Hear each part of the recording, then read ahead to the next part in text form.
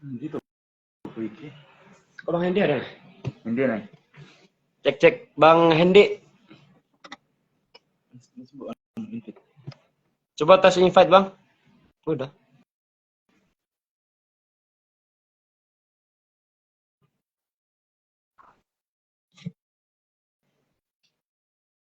Abdi. Tidak dapat bergabung. Hindi.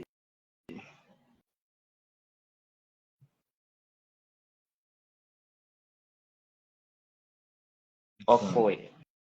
Ini bos kita nih.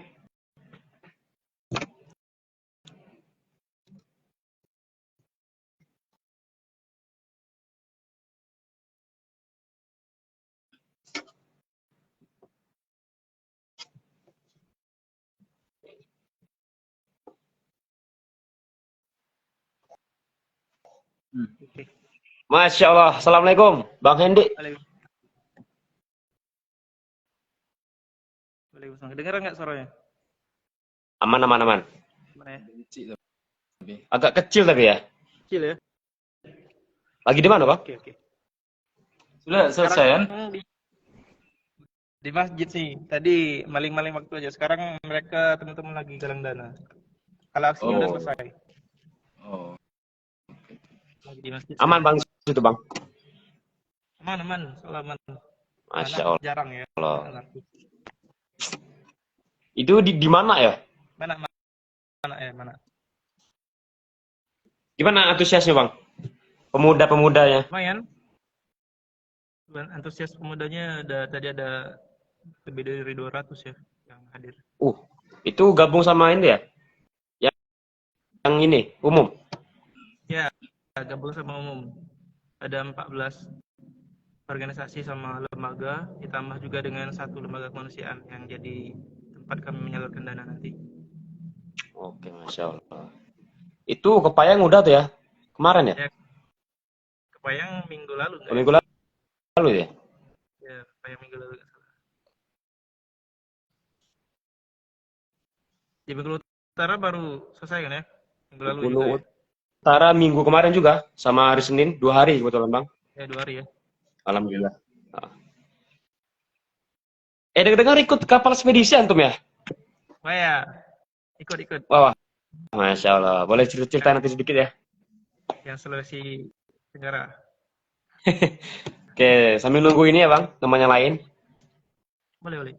Kenapa? Ini juga kapal ekspedisi juga. Enggak, aku langkah mengabdi, Bang Denny. Oh ya, langkah mengabdi. Ya, Bang Hamzah. Sepuh-sepuh semua itu. Juga. Kemarin ke Buton ya? Ya, kemarin ke Buton. Keren. Saburang. Divisi apa Bang? Kemalu. Apa? Oh, sama Bang Amar itu ya? Ya, sama Bang Amar Arisa. Masya Allah. Lagi di jalan gitu. Bang Engko. Tidak aktif di IG Bang Engko. Lagi jalan balik dari India. Lagi ini. Sekarang stay di mana Bang ini? Hendy? Saya masih di Bengkulu sebenarnya. Oh, ini ya. Pulang situ berarti. Kemana kalian sekarang? Nah, sekarang lagi pulang mana? Ini kebetulan berdua nih Bang, karena nggak muat ya di Instagram nih. Oh gitu. Berempat maksimal soalnya, iya.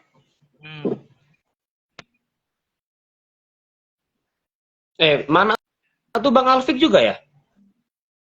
Ya, si Alfikri ya. Ada sih kemarin. Ikut juga?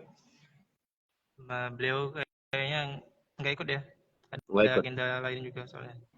Udah beda ini juga sih. Sibukannya kan. Ranahnya udah tinggi beliau. Iya. Berarti seangkatan sama AF juga ya? 17. Sekelas nih. Oke. Sekelas juga. Pernah sekelas sekali. Semester 5 salah. Hukum, sama-sama hukum nanti Bang? Ya, sama-sama hukum. Satu squad. DN. Satu kalau juga namanya The Guardian. Satu manhaj lah ya. Ya, benar. Oke. Ini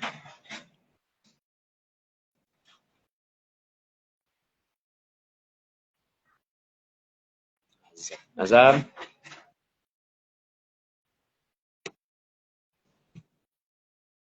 Mulainya jam berapa tadi di situ, Bang?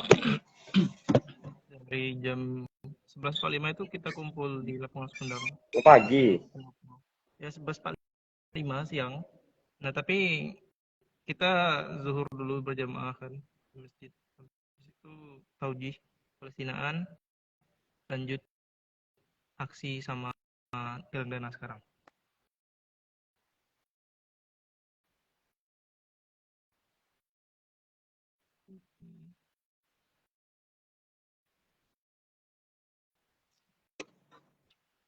Nggak kurang. Tunggu Gigit Hen. Masih di jalan katanya.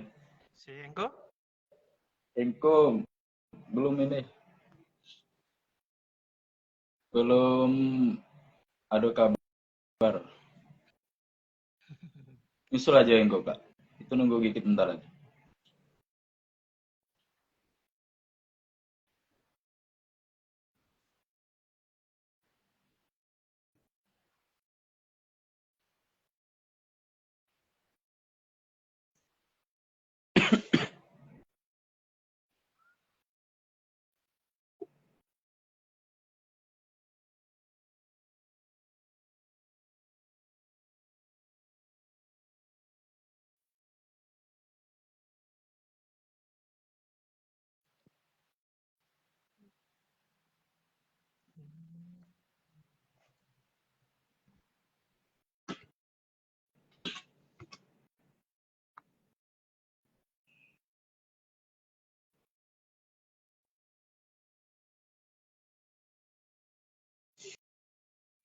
Kalau Engko belum join, masih bisa.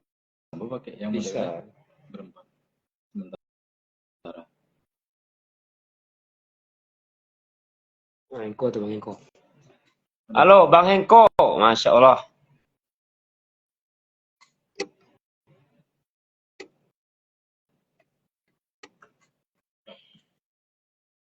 Tunggu aja, Bang. Iya.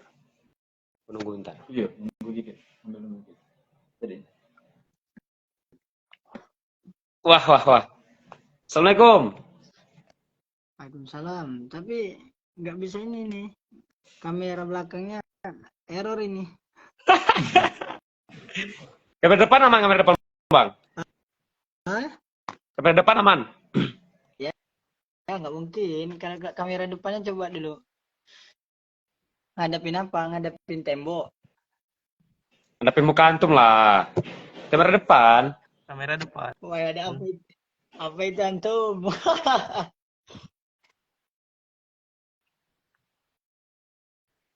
Cek kudai.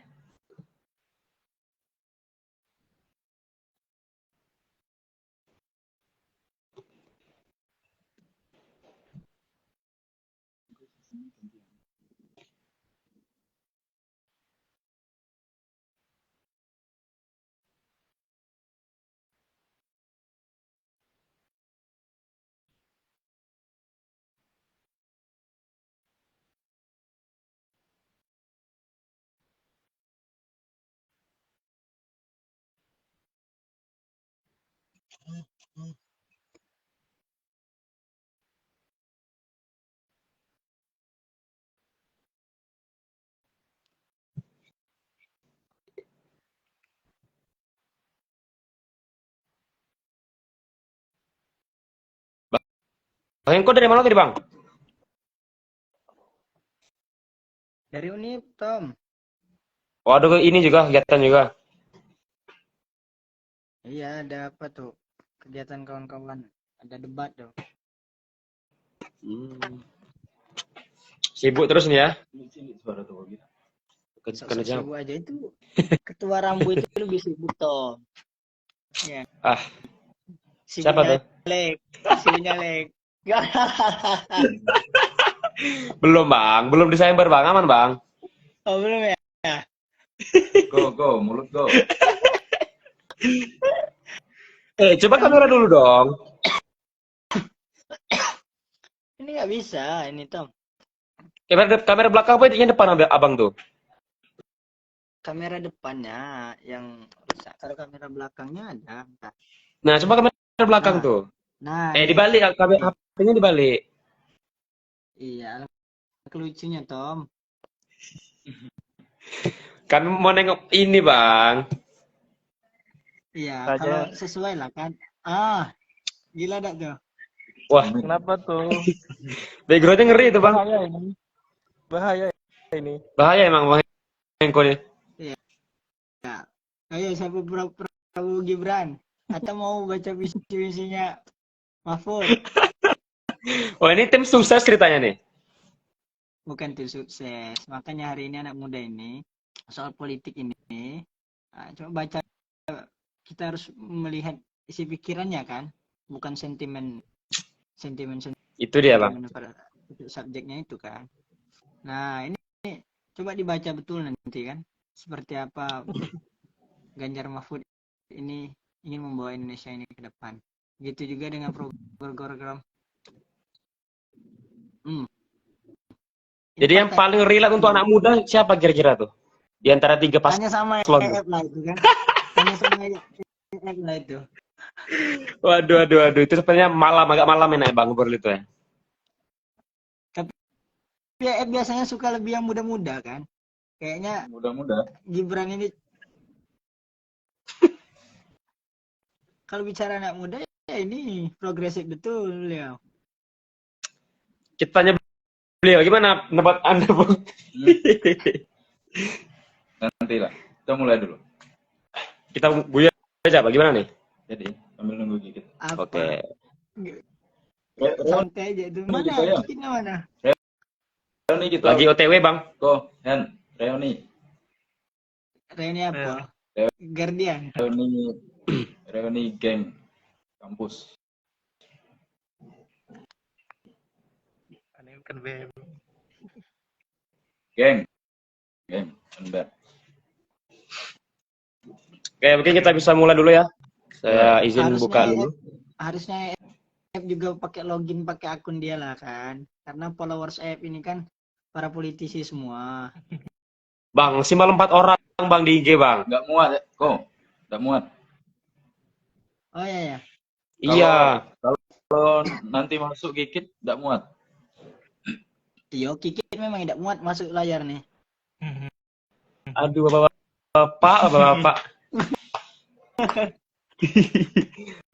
Oke lah ya. Guyur ya. Gue ya bang. Sambil nunggu gigit ya. Sorean.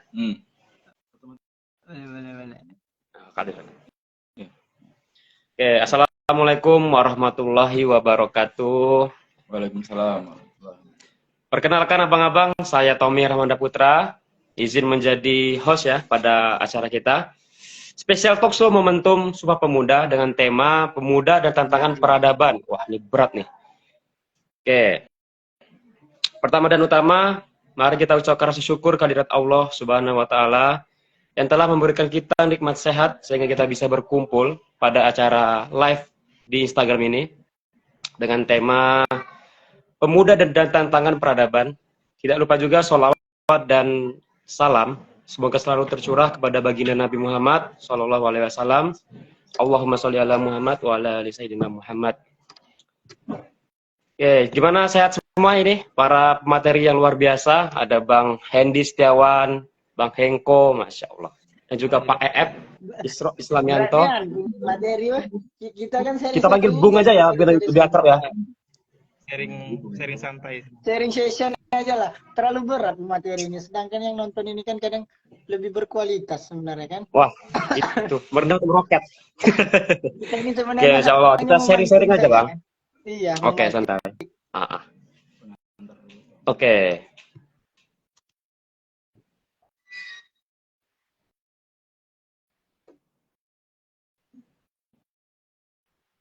Oke, untuk pengantar ya, mungkin bisa menyampaikan atau sedikit berkeluh kesah lah, Bang. tentang pemuda dan tentang peradaban mungkin ya.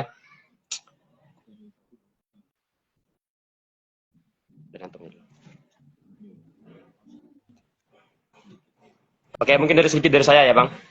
Keluh kesah dari seorang pemuda mungkin. Oke, kalau ngomongin tentang pemuda, yang sekarang mungkin rasanya agak kurang ini ya, kurang care atau kurang peduli dengan isu-isu sosial, terutama tentang nilai-nilai dari Sumpah Pemuda. Padahal kita tahu semangat pemuda atau histori-histori pemuda yang zaman dahulu, atau para pencetus, para pelopor atau pemikir dari kalangan pemuda itu sangat banyak. Dan kita lihat sekarang sepertinya pemuda itu kurang ada power itu, Bung. Nah, jadi gimana tentang Bung Hendy dulu mungkin ya? Kita lihat peranan dan perkembangan pemuda ini, Bung, di dalam sejarah peradaban dunia yang pernah ada. Gimana atau pandangan antum tentang itu, perkembangan pemuda tentunya? Baik, ya. Assalamualaikum warahmatullahi wabarakatuh. Waalaikumsalam. Bersyukur kita banyakkan kehadirat Allah kan maka nikmatnya kita masih diberikan sehat dan kesempatan sehingga berkumpul di kesempatan ini. Salawat serah salam tak lebih sanjungan pada junjungan kita Nabi Allah Muhammad SAW. Ya baik ya. Sebelum lanjut ke terkait pemuda dan peradaban, kalau dibilang pemuda itu nggak ada power, ya lihat saja sekarang yang usia capres yang awalnya 40 tahun tiba-tiba menjadi 35 tahun. Bukan 35 tahun, di bawah 40 tahun boleh asalkan berpengalaman menjadi kepala daerah atau sejenisnya. Itu kan powernya luar biasa pemuda hari ini. Jadi kalau dibilang pemudanya nggak ada power, nah itu salah satu bukti bahwa pemuda itu ada power. Tapi power-powernya ini yang diselewengkan ya. Harusnya power-powernya untuk hal-hal yang memang benar ya, memang sejalan dengan rule of law-nya, sejalan dengan nilai-nilai moral gitu ya. Tapi sayangnya itu hari ini ya, power pemuda itu tetap ada, hanya saja powernya itu tidak menyeluruh untuk semua orang, tapi kepentingan-kepentingan sekelompok orang saja. Sehingga itulah dibilang pemuda itu nggak ada power, karena memang dia mementingkan masing-masing kelompoknya saja, tapi tidak mementingkan semuanya. Kalaulah pemuda itu memikirkan semuanya, tidak mungkin hal-hal yang terjadi sekarang, yang kata Bung Tommy tadi, kurang peduli segala macamnya, karena memang pemuda itu mementingkan dirinya masing-masing hari ini. Sering sekali kita mengalami itu. Bahkan di pertemanan kita pun kadang karena perbedaan pendapat sedikit aja udah beberapa hari kita saling diam gitu ya. Apalagi hal-hal yang lebih besar gitu. Nah, untuk peradaban pemuda dan tentang peradaban ini, ya kita tahu sendiri dari tokoh-tokoh pemuda baik yang muslim maupun dari bangsa Indonesia juga banyak ya, kayak yang sering saya jadikan panutan itu kayak tokoh pemuda ya, seorang sang penakluk ya, namanya Muhammad Al-Fatih II, yang sering kita kenal Muhammad Al-Fatih ya. Dia merupakan yang dijanjikan oleh Rasulullah jauh sebelum dia ada di dunia, dia lahir. Rasulullah mengatakan bahwa nanti Konstantinopel itu akan dibebaskan, dan pasukan yang membebaskan, pemimpin yang membebaskan waktu itu nanti adalah sebaik-baiknya pemimpin dan pasukannya sebaik-baiknya pasukan. Dan tentu itu tidak bisa kalau Muhammad Al-Fatih waktu itu tidak menjadikan sebuah hadis Rasulullah itu sebagai visinya, sebagai tujuannya, sebagai landasannya untuk bergerak. Dan kalau pula dia tidak berguru dengan gurunya waktu itu, tidaklah mungkin tercipta pemimpin yang hebat itu. Jadi dengan umurnya waktu itu 21 tahun, dia bisa membebaskan Konstantinopel dengan para pendahulunya. Memang sebelum-sebelumnya tidak ada yang bisa mengalahkan benteng yang sangat kokoh waktu itu, tapi dengan kegilaan pemikirannya, dengan strategi perangnya yang luar biasa, dan tidak lepas dari ketakwaannya kepada Allah. Karena kalau dia tidak ada ketakwaan kepada Allah itu, bisa jadi belum juga menang di zaman Muhammad Al-Fatih itu. Tapi karena keteguhannya kepada gurunya, keteguhannya pada hadis itu, dan bagaimana dia menjaga sholat tahajud yang tidak pernah tinggal selama hidupnya, sehingga sebelum hari di mana perang terakhirnya, dia mengajak pasukannya untuk sholat tahajud berjamaah, kemudian sholat subuh berjamaah dia, dan kemudian melancarkan serangan yang akhirnya bisa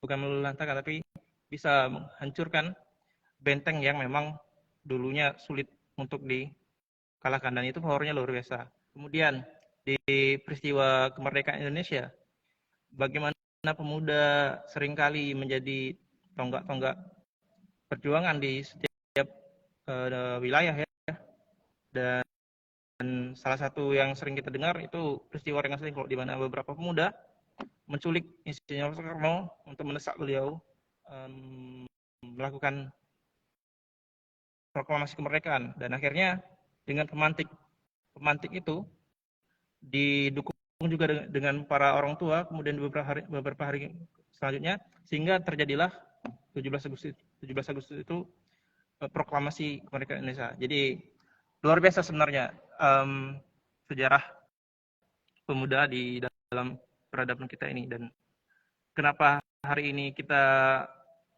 resah ya, karena tadi kita belum punya visi yang menyeluruh ya, visi yang memang untuk dirasakan semuanya, bukan dirasakan segelintir orang saja. Itu paling untuk awal. Oke, berarti berkaca dari sosok Al-Fatih itu ya Bang, jangan jauh ya perbandingan sekarang mungkin ya. Jauh. Oke. Terima kasih. Luar biasa dari Bang Hendy. Bang Hengko? Tanda Hengko siap? Aman? Oke. Nah, gimana Bung Hengko melihat peranan dan perkembangan pemuda Bang di dalam sejarah peradaban dunia yang pernah ada? Tadi Bang Hendy menyampaikan sedikit tentang Al-Fatih. Nah, mungkin dari Bung Hengko bisa ditambahkan atau ada sedikit ini cerita, silakan. Iya, thank you. Terima kasih Tommy sebagai tuan rumah ini Rafflesia Muda ya. Rafflesia Muda Bengkulu Utara. Iya. Siap. Yang apa ini? Ketuanya sendiri ya, F ya. Wah, terima kasih banyak ini atas ajakan sharing sessionnya Ketua. Sama-sama, Bung. Jadi memang sangat menarik apa yang disampaikan oleh sebelumnya. Tadi saya ingin menyampaikan selamat bulan Oktober ini adalah memang bulan-bulannya pemuda kan. Kalau dia bicara soal pemuda itu, kalau dunia tadi sudah disentil sama Hendy, banyak sekali tokoh-tokoh pemuda dunia yang mampu memberikan perubahan ya, memberikan perubahan terhadap peradaban. Nah, saya ingin membicara yang kecil-kecil dulu. Kita berbicara soal Indonesia dulu misalnya dalam ruang lingkup kita. Kalau kita berbicara soal pemuda Indonesia sendiri gitu, kita tidak akan melupakan bagaimana peristiwa-peristiwa sebelum kemerdekaan maupun pasca kemerdekaan. Nah, pemuda-pemuda Indonesia itu punya peran tersendiri. Bagaimana dahulu misalnya pemuda mampu merakkan yang namanya Sumpah Pemuda. Belum jauh sebelum kita merdeka, kita sudah pemudanya sudah memiliki inisiatif untuk bagaimana membentuk apa yang bisa kita perbuat dengan perbedaan-perbedaan yang ada itu kan. Nah, dia melakukan perkumpulan-perkumpulan. Akhirnya tercetuslah Kongres Pemuda II itu yang sudah menyatakan bahwasanya memang kita ini berbeda-beda satu, berbeda bahasa dan sebagainya, tapi kita disatukan oleh kesamaan gitu, kesamaan rasa atas tekanan, kemudian kesamaan rasa terhadap keadaan, sehingga kita bersatu apa yang mesti kita perbuat untuk ke depan. Nah, artinya pemuda hari ini adalah harapan masa depan. Nah, kalau berbicara soal pemuda, dia berbicara soal hope ya, soal harapan. Apa yang menjadi harapan? Karena di pundak Tommy, pundak pundak Hendy, dan pundak pemuda-pemuda yang lainnya, itu dititipkan sebuah harapan bagaimana ke depan peradaban ini terus maju dan bertumbuh. Nah, konsepnya misalnya hari ini ada Indonesia ini sebentar lagi di 2045. Ini mungkin teman-teman tidak asing lagi, kita akan berbicara soal Indonesia Emas 2045 kan. Nah, Indonesia Emas 2045 itu akan terwujud ketika memang bagaimana anak-anak mudanya memiliki kualitas, ya, tidak hanya unggul secara kuantitas, tapi kita harus memiliki keunggulan secara kualitas. Nah, kualitas itu dibangun dari hal-hal yang kecil, dari diri sendiri dulu, gitu. Nah, nantilah kalau jangan sampai nanti Indonesia Emas itu yang kita anggap sebagai bonus demografi, bagaimana usia produktifnya lebih tinggi daripada yang non produktifnya, tapi di sisi lain sebagai jebakan, kita tidak mampu mempersiapkan untuk menyongsong 2045 itu semacam apa yang kita tafsirkan Indonesia Emas itu. Nah, kita apa? Secara ekonomi kita merosot, misalnya secara kualitas pemudanya kita menurun. Nah, itu yang mesti menjadi perhatian khusus. Bagaimana kita sebagai anak muda menyongsong ataupun melihat peradaban ke depan. Nah, tentu hal itu akan dimulai daripada diri kita sendiri. Nah, belumlah kita nanti, kalaulah kita belum mampu merubah dunia, marilah kita ubah dulu negara ini. Kalaulah belum mampu kita merubah negara ini, maka rubahlah dulu lingkungan kalian. Kalau belum pula kita mampu merubah lingkungan kita, maka rubahlah dulu diri sendiri, gitu ya. Nah, jadi kita mulai, memang anak muda itu dia harus berbicara impian ya, berbicara impian yang begitu tinggi. Tapi impian itu harus betul-betul kita mulai dari hal-hal kecil. Nah, terkadang kita ini bermimpi besar, ya, bermimpi besar, punya visi yang bagus, tapi tidak pernah melaksanakan gitu. Akhirnya hanya masuk pada tataran ide saja, tapi tidak pada realisasinya. Nah, kita harapannya ke depan bagaimana pemuda itu dia punya visi yang bagus, punya impian, tapi dia mampu melakukan ataupun setidaknya melewati tangga-tangga harapan itu kan, secara berjenjang.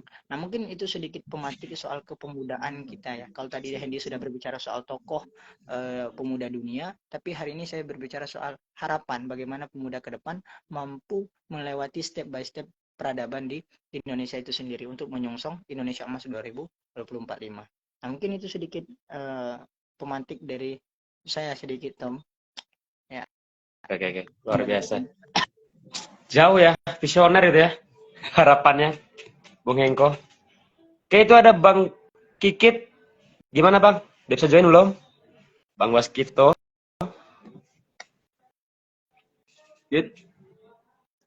Gigit. Ada kendala nih.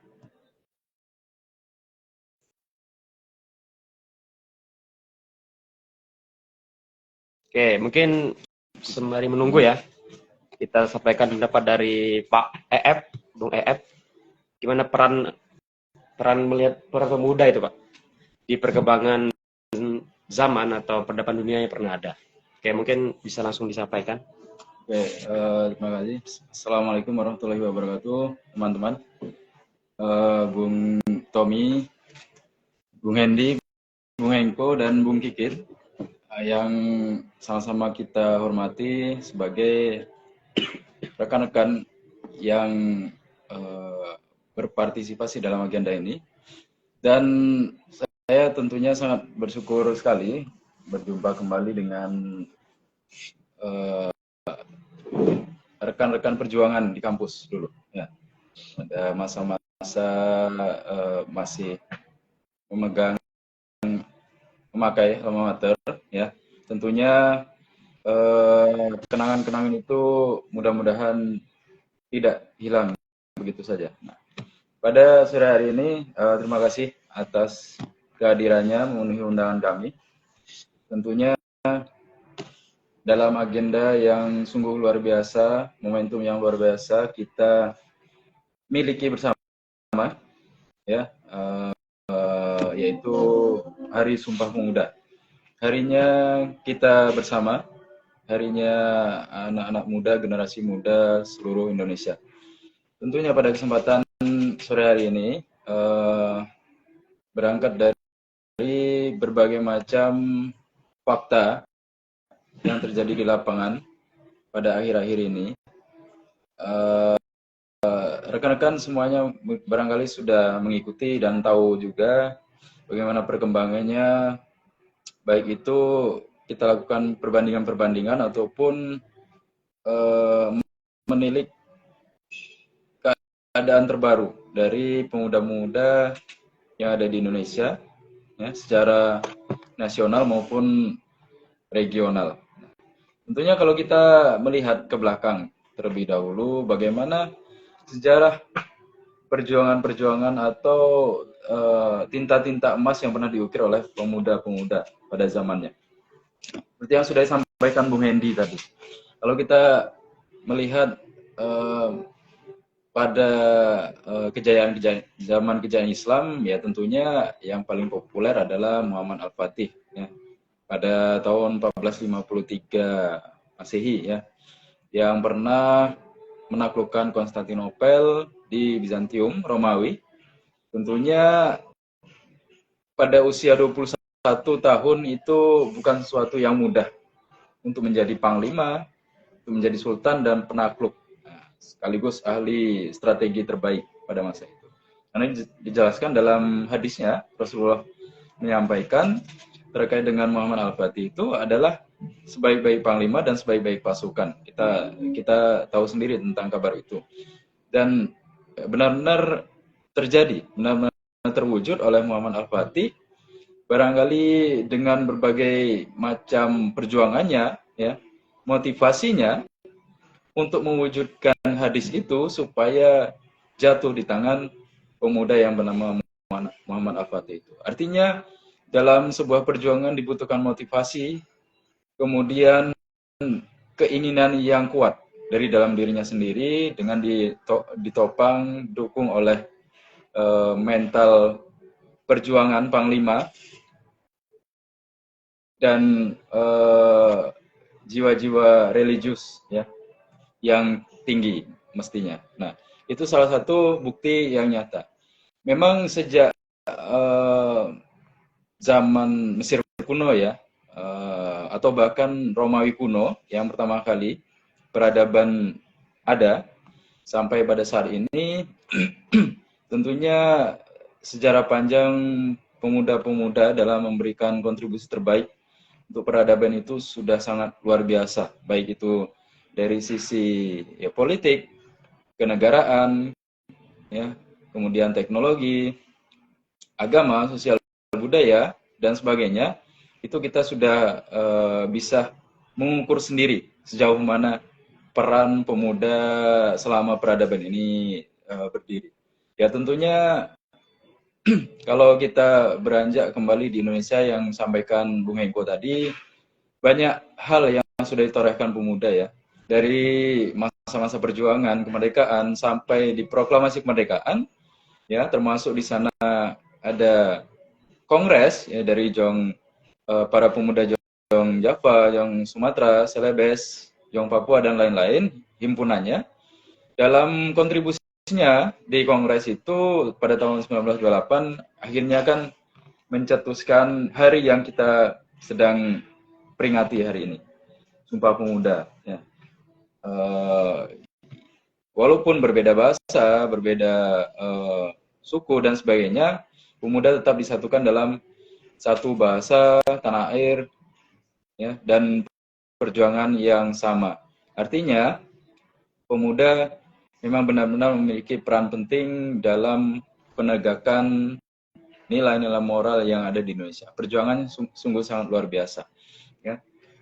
Termasuk pada tahun 98, rekan-rekan yang mahasiswa, ya, teman-teman mestinya tahu perjuangan mahasiswa dan pemuda yang ada di Indonesia untuk menegakkan kebenaran, ya, untuk menjaga konstitusi, itu tentunya sangat besar peran dan kontribusinya yang perlu kita hargai, yang perlu kita junjung tinggi hingga hari ini.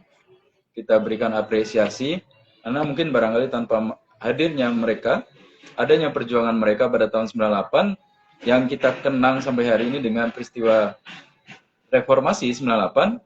Nah, tentunya kalau tidak ada peristiwa itu mungkin bisa lebih parah Indonesia sampai hari ini. Nah, itulah mengapa pemuda-pemudi di setiap zaman, di setiap peradaban itu mesti kita jaga penuh semangatnya, perjuangannya, dan apresiasi terhadap apa yang telah ditorehkan. Mungkin sementara itu, Bung Tommy. Oke, terima kasih. Bung EF, luar biasa. Sepaham dengan ini ya. Bung Hendy tadi ya. Oke, sepertinya ada kendala dari Bung Waskito ini. Sayang sekali. Nggak bisa join nih Bang, mereka Bang. Oke, kita bisa next ya. Ada pertanyaan dikit ini. Boleh ya Bang? Masih boleh ya?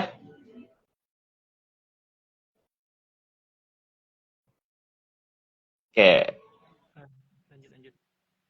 oke, Bung Hendy, mungkin bagaimana respon atau antusiasme pemuda sekarang Bang terhadap isu-isu yang beredar dan juga moral, terutama isu moral yang berkembang di masyarakat.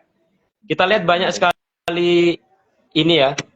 Contohnya dalam pendidikan kemarin, ada yang siswa melawan seorang guru, yang kita lihat, dan dalam sosial ada yang lagi rame di Bengkulu, Bang Hengko, sepertinya isu-isu pembegalan ya, atau anak-anak muda yang ya sosokan itulah, tawuran-tawuran gitu, lagi marak sepertinya. Ya mungkin dari siapa dulu nih yang bisa memberikan pandangannya? Bung Hengko? Oke. Kalau saya ngelihat ini daftar penonton sangat luar biasa nih. Ada Bung Holdan, siapa lagi ya? Ada Bung Adit, Oshi ya. Ini adalah para orang-orang terpelajar lah gitu ya. Orang-orang terpelajar yang ya, yang bisa bergabung malam malam mulai siang hari ini ya gitu ya. Oke, tadi disinggung sama Tommy soal bagaimana kondisi moralitas daripada pemuda hari ini yang bagaimana di dunia pendidikan yang acap kali tadi case-nya dibangun soal murid terhadap gurunya ya tadi Tom ya soal murid dan gurunya, kemudian kenakalan remaja yang hari ini sedikit membuat suasana mencekam lah di Bengkulu bahasanya kan, sehingga orang-orang jadi parnoan itu untuk keluar malam aja hari ini mungkin sudah wanti-wanti mereka untuk tidak tidak terlalu malam untuk pulang dan sebagainya. Nah, sebenarnya soal bagaimana moralitas itu memang menjadi perhatian khusus lah bagi kita semua. Bagaimana dahulunya sebenarnya kita bisa mendapatkan compare ataupun perbandingan bagaimana moralitas orang terdahulu dengan sekarang itu memang harus banyak mendengar orang-orang yang sudah melalui dua masa ini gitu. Masa kita hari ini kita hanya mengikuti masa-masa kita sebagai masa muda, tapi masa orang-orang terdahulu, masa mudanya, maka kita harus mendengar orang-orang tua kita, para guru kita, semacam apa sih sebenarnya kultur ataupun budaya soal moralitas pemuda di masa mereka gitu. Nah, kalau dulu misalnya kalau kita dengar soal guru, soal orang tua, bagaimana mereka bercerita ketika dulu seorang murid itu tidak akan pernah berani melawan seorang gurunya, ya. Jangankan melawan gitu ya. Mereka akan merasa menghormati betul ketika ada orang yang umurnya tidak terlalu 1 tahun saja terpaut dari mereka itu sudah memberikan sikap atau etika yang cukup baik gitu. Bagaimana dahulu kalau diceritakan kalau kita dipukul dan sebagainya, kalau kita pulang kemudian mengadu di rumah, dipukul guru sebagainya, malahan kita yang ditambah itu jumlah pukulannya gitu ya, ditambah jumlah pukulannya, kemudian ditambah kita dimarah, kita yang dimarah. Nah, tapi kondisi sosiologis ataupun kondisi masyarakat atau pemuda hari ini berbanding terbalik. Bagaimana hari ini sedikit-dikit kalau sudah dipukul misalnya, kemudian sedikit-dikit kalau sedikit memberikan pandangan maka akan dilaporkan gitu. Nah, begitu juga kondisinya. Nah, yang menentukan ini sebenarnya didikan kita, ya, di mana kita memperoleh didikan orang-orang sekitar itu yang faktor lingkungan yang mendorong untuk itu terjadi. Maka orang tua hari ini ya meskinya cukup melihat apa ya bahasanya ya, orang tua hari ini cukup mungkin didikannya lebih modern sehingga merasa anak saya ini jangan dipukul, anak saya ini jangan disakitin dan sebagainya. Padahal konteksnya dulu berbeda gitu. Akhirnya kita sedikit menjadi generasi yang lembek itu dalam tanda kutip ya. Tapi memang tidak mungkin juga kita mengesampingkan ketika memang kekerasan-kekerasan itu terjadi di dunia pendidikan tanpa alasan yang jelas misalnya. Juga tidak kemudian kita menafikan ketika memang ada guru yang melakukan kekerasan tanpa sebab misalnya. Nah, kenapa kemudian guru melakukan hal itu? Kalaupun mereka itu terjadi, kita bisa lihat sistem daripada rekrutmen guru itu sendiri misalnya. Nah, sistem daripada rekrutmen guru itu sendiri di dunia pendidikan hari ini semacam apa? Apakah kemudian tanpa melewati seleksi yang cukup berat misalnya? Karena dia sebagai guru hari ini misalnya kita menjadi dalam tanda kutip ya, tidak mengecilkan profesi guru, tapi hari ini misalnya untuk menjadi seorang guru itu gampang-gampang susah gitu. Nah, maka itu yang harus diperhatikan bagaimana proses rekrutmen daripada tenaga pendidik itu yang menjadi perhatian khusus. Jangan sampai orang-orang yang belum cakap dalam artian untuk mengajarkan sesuatu, karena dia tidak cakap secara emosional, maka temperamennya itu muncul sehingga dia menyakiti orang lain, menyakiti siswanya. Maka itu yang menjadi persoalan panjang. Kenapa kemudian moralitas anak muda hari ini semakin ke sini kita anggap ya, kita asumsikan semakin menurun, semakin rendah. Nah, begitu juga dengan kenakalan remaja yang Tommy sampaikan tadi, bagaimana hari-hari ini anak-anak geng-geng motor dan sebagainya ini kok semakin marak gitu ya. Nah, saya pikir itu tadi faktor lingkungan, faktor pergaulan itu yang mendorong mereka untuk melakukan sesuatu atau bertindak sesuatu. Nah, begitu juga dengan di faktor apa konsumsi mereka hari ini. Setiap apa tindak tanduk pemuda hari ini kan berdasarkan apa yang ia tonton dan apa yang ia lihat dan ya. Nah, kalau hari ini yang ditonton mereka itu adalah misalnya kenakalan-kenakalan remaja yang mereka baca hal-hal yang tidak dalam artian tidak menambah insight bagi ilmu pengetahuan bagi untuk mereka, akhirnya apa? Itulah yang mereka lakukan gitu. Karena yang dikonsumsi hari-harinya tidak memberikan kesadaran bagi mereka bagaimana sepatutnya menjadi pemuda yang memiliki moralitas yang baik gitu. Akhirnya karena memang tontonan kita hari ini cukup memilukan ya, anak-anak mudanya dicekoki dengan media sosial, dan termasuk kita ini gitu kan. Kita mengonsumsi media sosial. Nah, akhirnya apa? Keterbukaan informasi dan perkembangan teknologi ini kalau tidak kita mampu tanggapi dengan bijak, akhirnya apa? Menjadi bumerang bagi kita gitu ya. Menjadi bumerang, akhirnya apa? Orang melihat contoh kekerasan di media sosial, melihat contoh tindakan-tindakan semacam itu akhirnya menjadi tuntunan bagi mereka, sehingga mereka praktekkanlah itu di kondisi lingkungan masyarakat yang akhirnya membuat orang menjadi takut, membuat menjadi keadaan lingkungan masyarakat tidak stabil.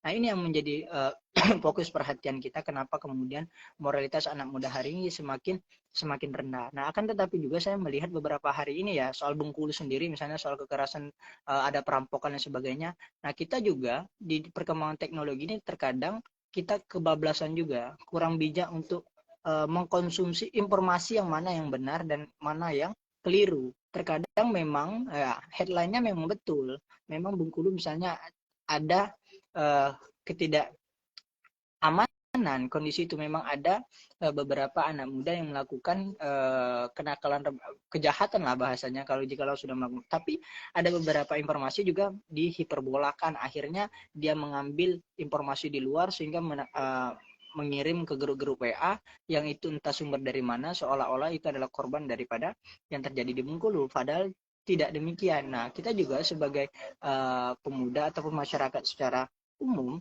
maka untuk mengkonsumsi pribadi itu coba melalui filterisasi yang cukup menarik atau yang cukup baik ataupun yang cukup panjang lah ya. Jangan kemudian informasi kita dapatkan itu kita telan secara mentah-mentah, tapi coba kita kelola dulu dari mana sumbernya, seperti apa kebenarannya, dan seperti apa kita mengantisipasi ataupun upaya-upaya yang bisa kita lakukan di kemudian hari ketika kita sudah melihat peristiwa-peristiwa semacam ini. Nah, itu sedikit tanggapan dari saya, Tom, soal bagaimana moralitas anak muda hari ini. Ya, luar biasa. Agak sedikit disayangkan mungkin ya, Bang, dengan banyaknya berita atau ya seorang siswa memukul atau kekerasan yang sampai membacok atau segalanya itu kita sayangkan lah ya. dengan keadaan sekarang, Bang. Oke, luar biasa buat Bang Yuko. Terima kasih. Oke, mungkin dari Hendi. Gimana, Bang, tentang pemuda di daerah Abang, terutama di Bengkulu Selatan ya. Kebetulan lengkap kita nih, ada Bengkulu Utara, Bengkulu Selatan, Kota Bengkulu, dan juga Kepayang. Gimana, Bang, di sana? Atau keadaan di sana, antusiasme pemuda daerah terhadap gerakan moral-moral atau gerakan isu, Bang, yang berkembang di Bengkulu Selatan terutama. Terima kasih, Bang Hendi, silakan. Oke, baik. Kalau di Bengkulu Selatan sendiri, alhamdulillah lumayan ya banyak yang tertarik terkait isu moral dan isu-isu yang ada di baik di Bengkulu Selatan maupun di Indonesia.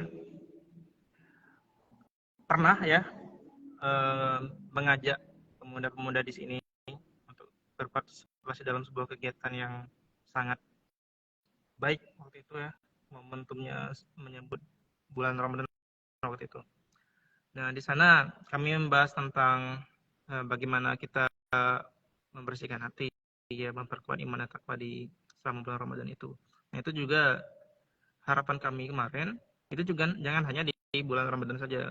Harapan kami lanjut sampai kepada hari ini. Dan alhamdulillahnya hari ini pun para pemuda dengan isu-isu yang ada di, bukan hanya di Bengkulu Selatan, tapi di dunia malah terkait Palestina hari ini ya, alhamdulillahnya mereka masih juga untuk ikut berpartisipasi dalam isu-isu ini, dalam hal-hal moral yang telah dilanggar oleh Zionis itu. Dan akhirnya bisa lagi kita bertemu di hal-hal yang bermanfaat itu ya, dan itu salah satu apresiasi untuk pemuda di Bengkulu Selatan.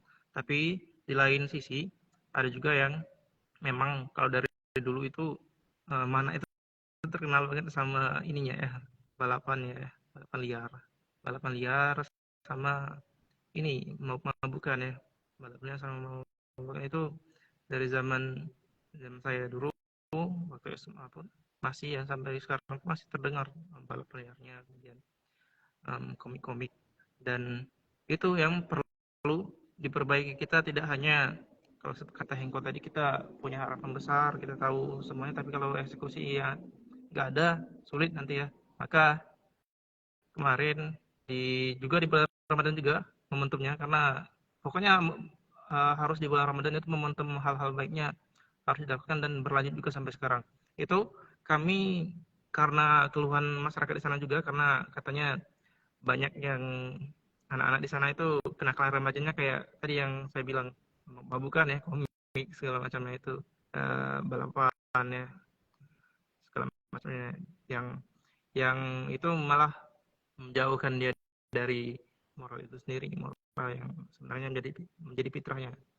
Nah, kemarin kami membuat sebuah risma ya, mengaktifkan ya, lebih tepatnya bukan mengaktifkan sebuah risma, karena memang sempat mati rismanya beberapa waktu lamanya, sehingga momentumnya pas, sehingga sampai sekarang 7 bulan 8 bulan sampai sekarang sudah berjalankan lagi rismanya di salah satu masjid di daerah Sekini ya, mana sampai sekarang lanjut. Dan itu bentuk eksekusi kami bahwa isu itu tidak bisa hanya kita tanggapi secara keilmuan saja, secara diskusi saja, tapi memang perlu juga kita memberikan fasilitas untuk menjauhkan mereka dari kenakalan-kenakalan itu. Dan alhamdulillahnya itu kan rata-rata anak SD ya, SMP, kemudian ada juga beberapa yang SMA.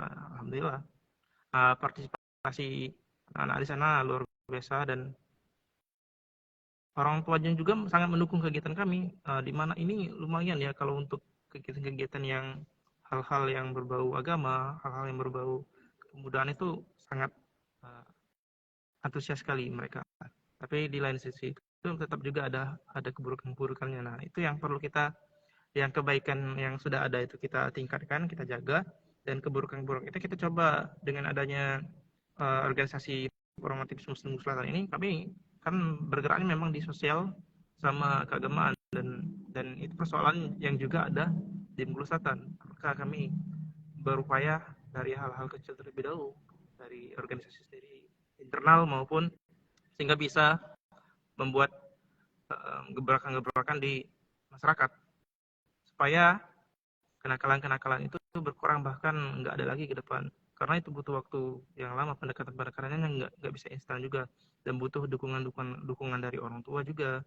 Karena percuma kalau kita mengajarkan, kita kan bukan orang tuanya mereka. Kalau orang tuanya malah mengajarkan hal yang tidak baik juga dan bahaya juga untuk kebaikan mereka, maka harus ada sinergi dari anaknya, kitanya yang mengajak untuk hal baik itu, kemudian orang tuanya dan juga pemerintah setempat dalam mendukung kegiatan-kegiatan yang meningkatkan nilai moral, membentuk karakter yang baik, dan menjauhkan dari hal-hal yang tidak bermoral gitu ya, tidak bermoral gitu ya, yang merugikan pemuda kedepannya. Karena tadi yang setelah disampaikan narasumber kita sebelah ya, bahwa pemuda hari ini itulah gambaran bangsa di masa depan gitu ya, bahwa pemuda hari ini bukan pemimpin di masa depan, tapi pemimpin di masa sekarang dan juga pemimpin di masa depan. Nah, kita harus mengisi-ngisi lini yang kosong dan lini yang belum terjalankan dengan baik. Itu paling. Oke, terima kasih Bung Hendi ya, luar biasa. Banyak PR kita ya Bung sepertinya di daerah ya. Di Bang Eko dan juga Bung Hendi sampaikan tadi. Nah, kita berlari ke utara nih Bang. Kita ke Bengkulu Utara, ada Bung EF. Kebetulan beliau juga salah satu guru di salah satu sekolah ya, di SMA. Mungkin agak relate nih dengan saya sampaikan tadi, seperti banyak kasusnya bullying, anak-anak sekolah melawan gurunya gitu. Dan banyak-banyak minim akhlak lah, itu bisa dibilang ya. Oke, mungkin bisa Bung EF dijelaskan. Terima kasih. Ya, terima kasih Bung Didit. Kalau kita berbicara tentang keadaan pemuda sekarang ya, kemudian bagaimana terkait dengan respon-responnya atau antusiasmenya setiap ada gerakan-gerakan moral ataupun isu-isu ya yang ada di setiap daerah ya, yang berkembang dalam masyarakat, tentunya untuk saat ini mungkin cukup jauh perbandingannya ya dari zaman-zaman kita dulu ya. Ya, tentunya bisa dikatakan juga sebagai degradasi moral. Kenapa bisa saya katakan semacam itu?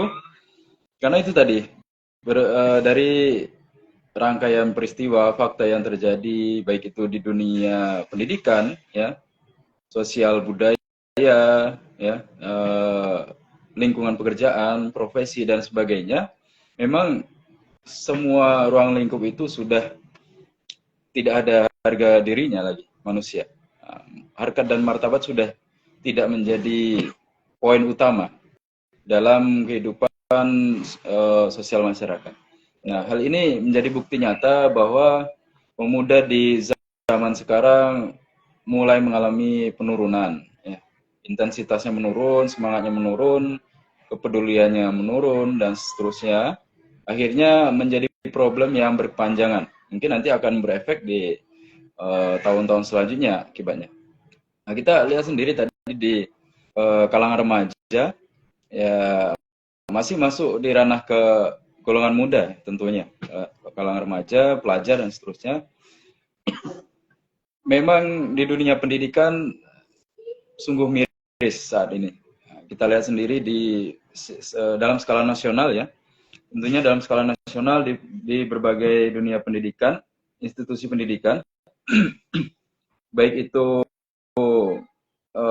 sekolah menengah atas maupun yang menengah pertama, baik itu yang umum ya, yang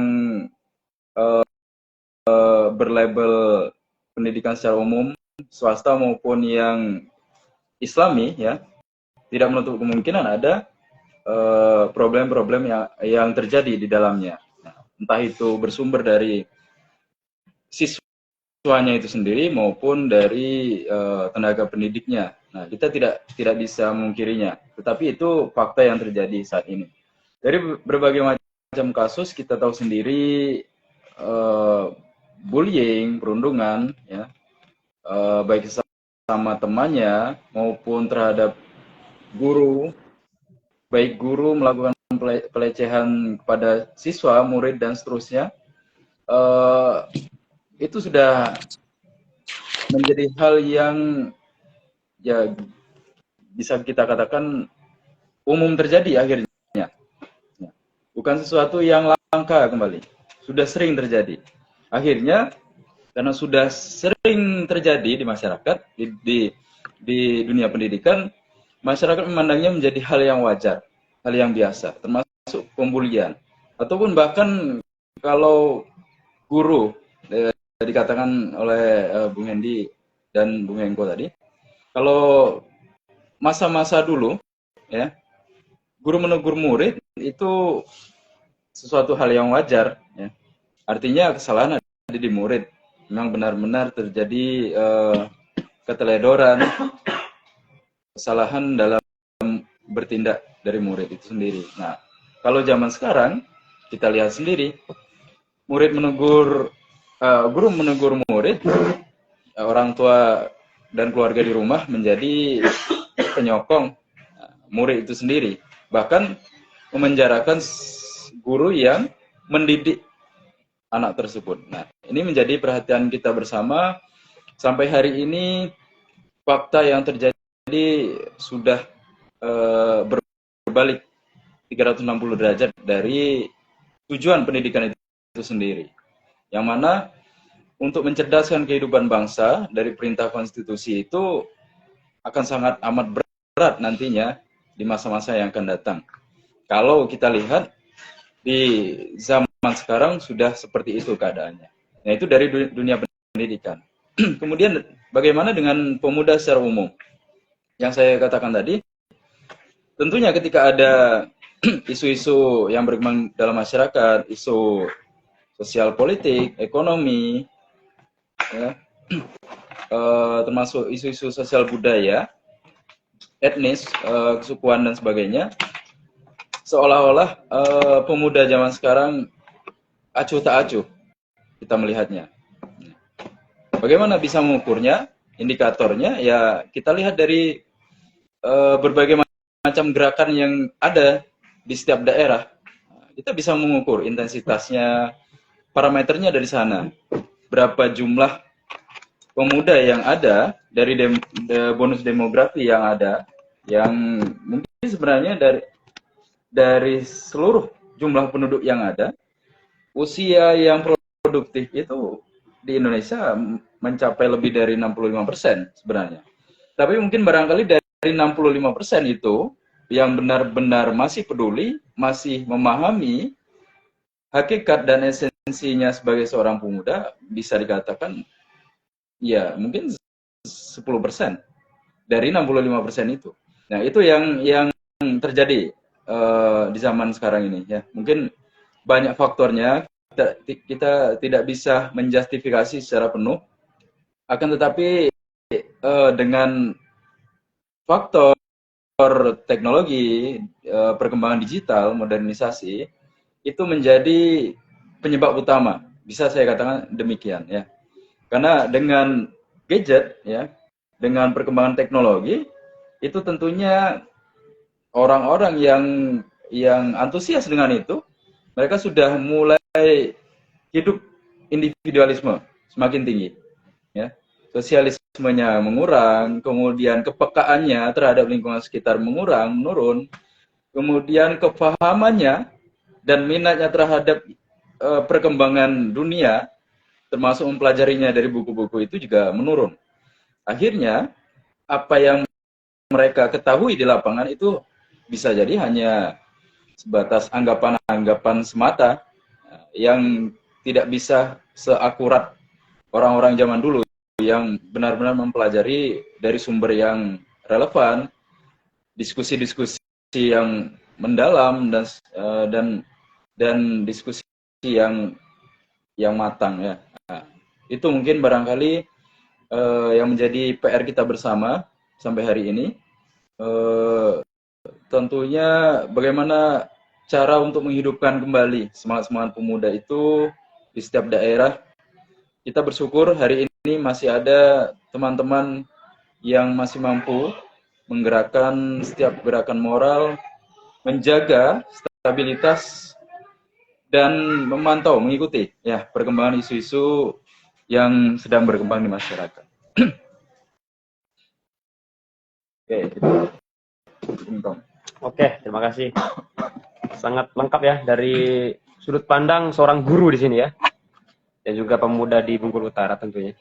Oke, mungkin cek Bung Wit aman, Bung Was. Oke, cek aman-aman. Nah, oke, mungkin baru sempat hadir ya. Ada sedikit masalah nanti. Oke, mungkin kami ingin lihat dari pandangan Bung Was, gimana tentang atau bagaimana respon atau antusiasme pemuda daerah di tempat Bung, di Kepayang ya, terhadap isu-isu moral dan juga isu-isu yang sedang berkembang di masyarakat. Tadi di Bengkulu Utara kita lihat banyaknya atau kurangnya minat siswa atau pemuda dalam suatu acara atau pergerakan lah. Dan juga Bung Hendy tadi di Bengkulu Selatan agak sama mungkin ya. Kebetulan beliau di dalam segi keislaman. Dan mungkin dari pendapat Bung Was ini dipersilakan, Bung Kit. Oke, baik. Cek gimana? Jelas suaranya enggak, Bung? Aman-aman. Bung siapa Aman-aman. ini? Jelas. Oke, ya. Ini mohon maaf nih ya, ini nggak bisa aktifkan kamera tadi, HP-nya sempat error ya. Maklum lah ya, HP tua. Jadi mohon maaf sebelumnya, dan juga agak sedikit telat ya. Telatnya nggak dikit ya ternyata ya. Hampir berapa jam ini ya? Hampir 1 jam ya. Mohon maaf nih ya, Bung FF nih. Oke, siap. Bismillahirrahmanirrahim. Assalamualaikum warahmatullahi wabarakatuh. Waalaikumsalam. Teman-teman sekalian. Betul. Oke, ini sangat luar biasa ya. Agenda yang diselenggarakan oleh Rambu. Tadi juga sudah disampaikan cukup konkret dari Bung Hendy, kawan lama di kampus ini ya, kawan seperjuangan juga, Bung Hengko ini. Masih ada nggak Bung Hengko nih ya? Kayaknya udah nggak ada nih ya. Udah menghilang di telan bumi nih. Baru tadi semangatnya berkorban, udah hilang sendiri ya. Bung EF juga, ini kawan lama juga ya, bukan kawan lama ya, masih kawan sampai saat ini ya. Insya Allah sampai nanti, sampai kapanpun ya, kita masih tetap menjaga silaturahminya, dan juga teman-teman sekalian, pemirsa. Ini tadi kayaknya baru disapa dulu harusnya ya. Kayaknya udah lengkap nih, dari Kepayang ada.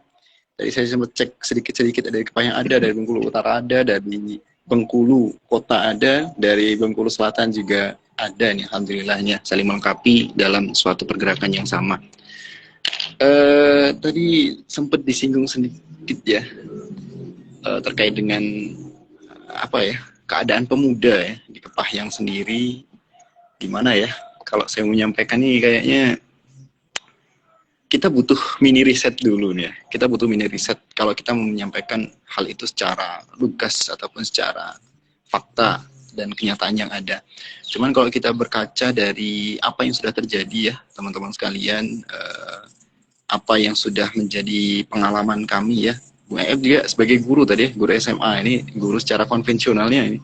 Kalau saya guru secara apa ya, guru keagamaan juga ya. Alhamdulillah kita sama-sama menjadi apa ya, tenaga pendidik ya, Bung EF ya.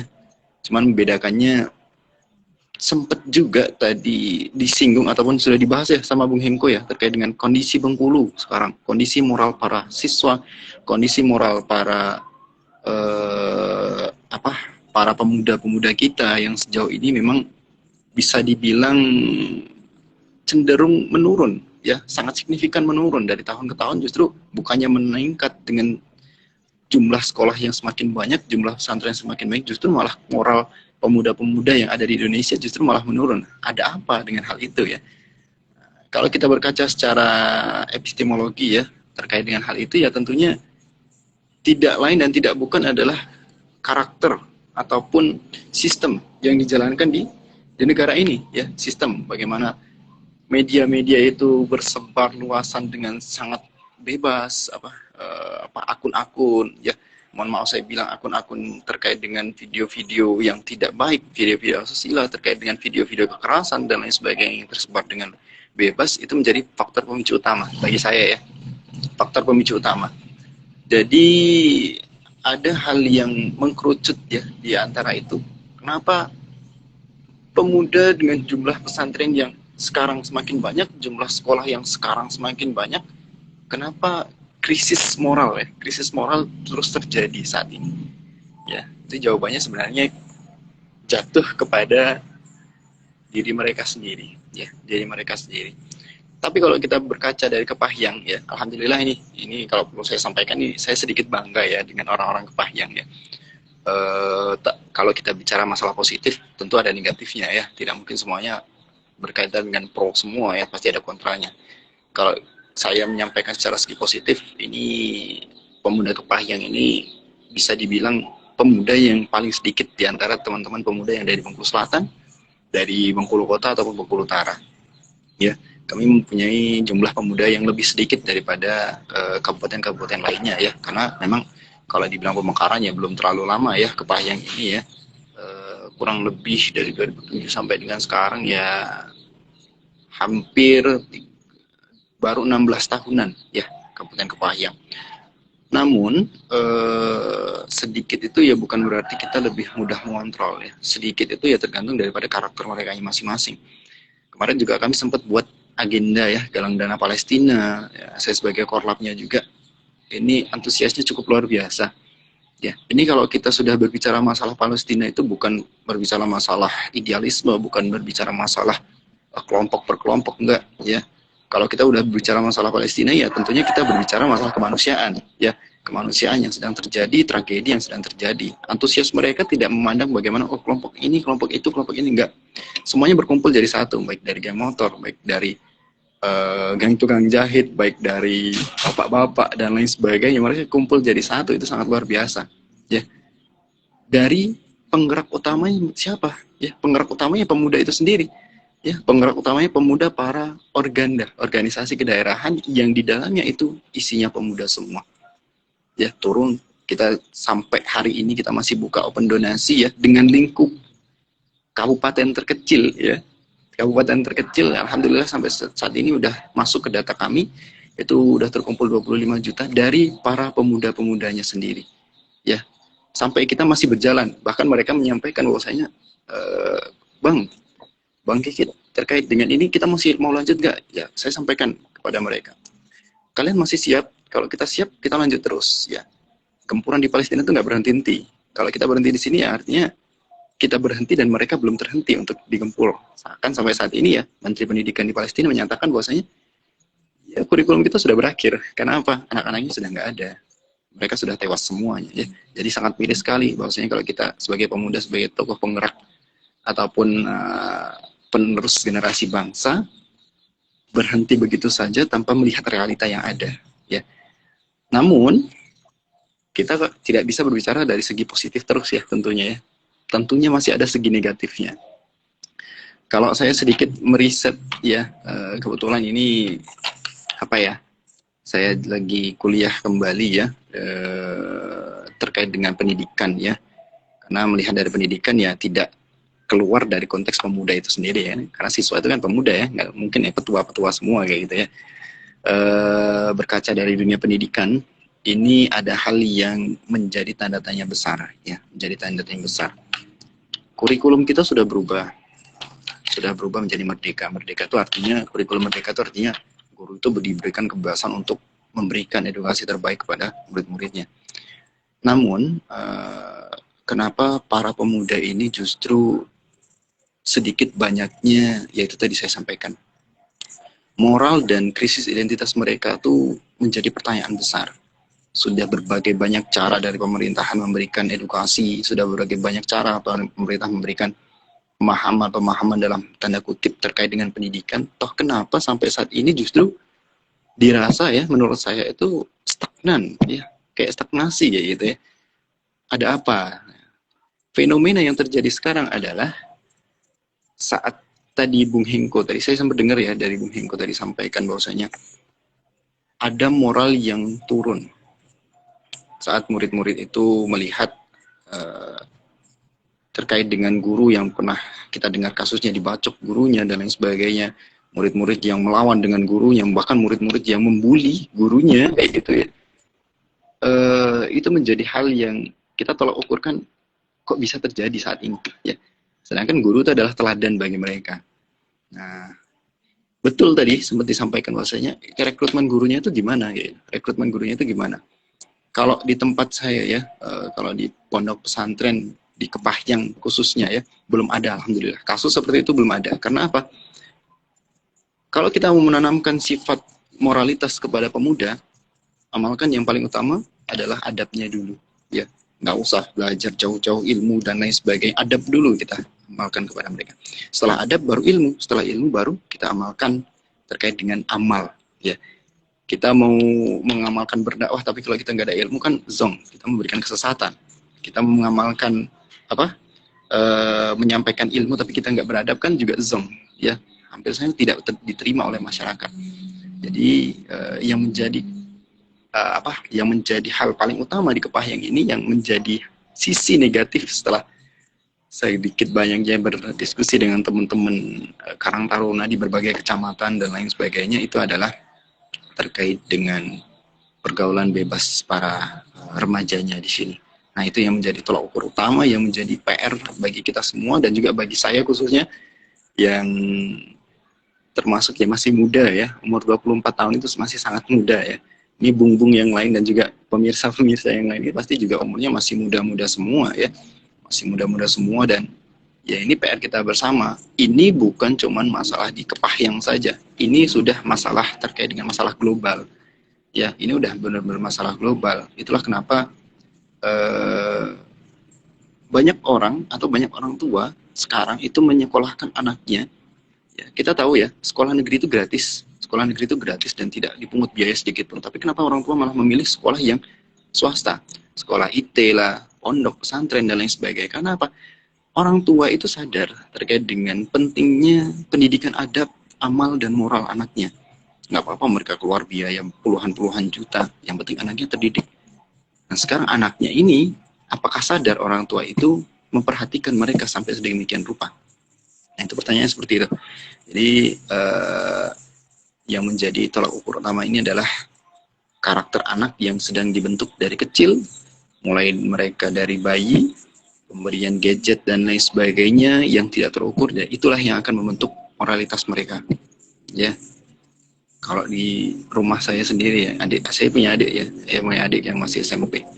Dia nggak boleh main HP di jam malam-malam. Dia cuma boleh main HP dari habis zuhur sampai sebelum asar. Ya, kalau dia ketahuan main HP, saya ambil HP-nya. Kenapa? HP itulah yang menyalurkan bahwasanya tingkat penurunan moralitas terbesar di Indonesia karena informasi, too much information, terlalu banyak informasi-informasi yang mereka dapatkan, sehingga mereka menyimpulkan suatu intuisi, sehingga mereka menyimpulkan suatu gambaran-gambaran yang bersifat abstrak dan acak, dan gambaran-gambaran itulah yang akan membuat penurunan moral-moral mereka. Toh kalau lebih banyak positifnya, gambaran-gambaran positif, is okay, tapi ternyata sebaliknya, lebih banyaklah negatif yang mereka terima daripada yang positif. Ya, mungkin untuk pemantiknya atau langsung ditanggapi dan lain sebagainya, saya kembalikan kembali ya. Nanti takutnya terlalu terbawa ini ya, Bung Tommy ya. Silahkan kembalikan dulu. Ya, terlalu semangat ini ya, membahas pemuda. Keluar semua ya Bang. Keresah-resahannya, Masya Allah. Oke, terima kasih Bung Kikit. Mungkin sama ya, kita dari tiap kabupaten, alhamdulillah. Kita peduli semua dengan Palestina, di Bengkulu Utara, di selatan, di kota, dan juga di Kepahyang. Kita sama-sama udah peduli dengan saudara kita. Teruskan berkarya, teruskan berjuang, kakak-kakak semua ya. Bung Hendy, Bang Kikit, dan juga Bang Hengko, Bung Eep. Sepertinya kita butuh orang seperti kalian ini, yang sebagai pelopor, sebagai inisiator lah, inisiator aksi itu jarang yang mau gitu. Luar biasa. Oke, mungkin kita berada di penghujung acara nih, Bung. Mungkin terakhir ya, sebelum ditutup, bagaimana solusi kita atau solusi dari Bung-Bung semua tentang pemuda ya. Apakah kita bisa merubahnya atau kita bisa atau hanya kita stuck di itu tadi? Gimana solusinya? Oke. Siapa duluan ini? Yang siap. Bung Hendy ya? Boleh, Solusi boleh. Bung untuk pemuda sekarang. Untuk pemuda sekarang, apakah mungkin kita bisa melakukan perubahan terhadap peradaban yang rusak ini saat ini? Mungkin ya, mungkin, sangat mungkin. Apabila ya kita punya tujuan yang jelas ya, tujuan yang jelas, dan itu memang menyeluruh ya, bukan hanya mementingkan diri sendiri, mementingkan kelompoknya masing-masing, tapi memang untuk terutamanya ya, untuk um, daerahnya masing-masing dan secara umum dan secara khususnya juga untuk seluruh Indonesia. Dan itu dimulai tidak hanya dari kota-kota ya. Kalau kata Bung Hatta itu,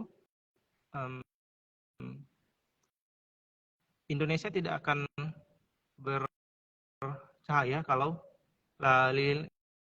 dengan obor-obor yang ada di Jakarta, tapi Indonesia akan percaya ketika ada lilin-lilin di desa, kayak gitu. Jadi betapa Bung Hatta sangat memfokuskan betul bahwa perubahan itu ada di daerah-daerah ya, bukan di kota-kota Jakarta, karena Jakarta mau diubah segimanapun akan begitulah Jakarta. Tapi kalau kita merubahnya dari dasar ya, seperti Bung Hatta bilang itu, lilin desa yang itu akan membuat Indonesia ini bercahaya, akan membuat Indonesia ini mempunyai sebuah cita-cita yang tinggi ya, sebuah harapan-harapan yang bisa kita wujudkan untuk kemajuan bersama, untuk memenuhi tujuan konstitusi itu bersama. Nah, dari desa inilah kita perlu mencerdaskan tadi dengan kegiatan-kegiatan yang sosial, basic sosial, pendidikan, keagamaan, semuanya. Tidak hanya kepada anak-anak saja, tapi kepada orang tua, kemudian kepada sektor, kepada pemerintah setempat, kemudian para tokoh-tokoh adat, tokoh-tokoh agama, kemudian para tenaga pendidikan ya, itu juga faktor penting juga kepada bagaimana maju atau tidaknya suatu bangsa, dimulai dari hal-hal yang semacam itu, sistem ya.